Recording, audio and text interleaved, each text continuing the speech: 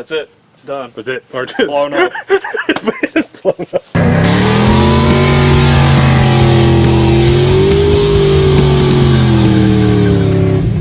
Welcome back to the channel, guys.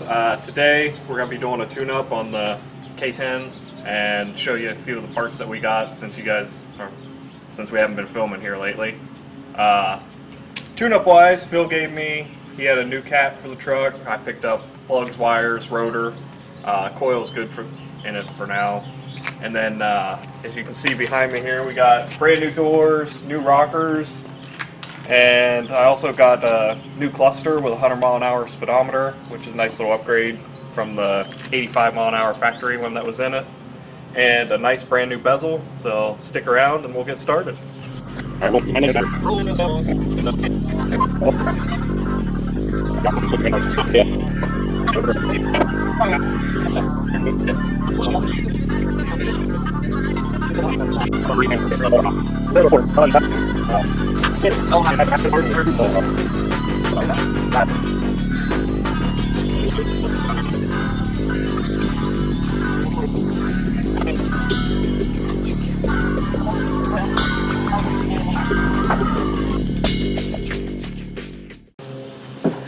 Alright, just in case anybody didn't know, when you buy spark plugs, whether or not they say they're pre-gapped, you should always use a gapper. And the way you do this is you take your gapper, you slide it into the gap of the spark plug and take it around, and then see if I can get in here, you can read where it's at. This one is at about 30 thousandths, and then you kind of wedge it open just a smidge until you get where you need to be. And now we're at 35, where it needs to be.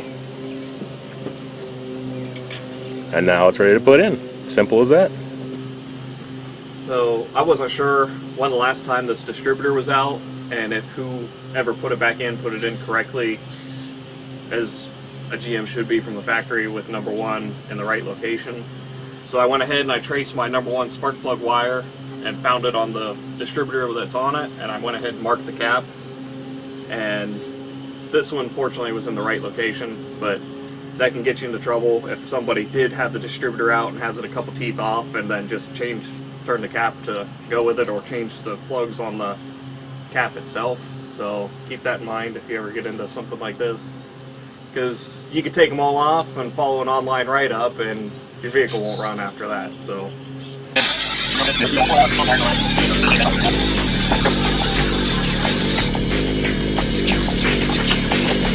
I got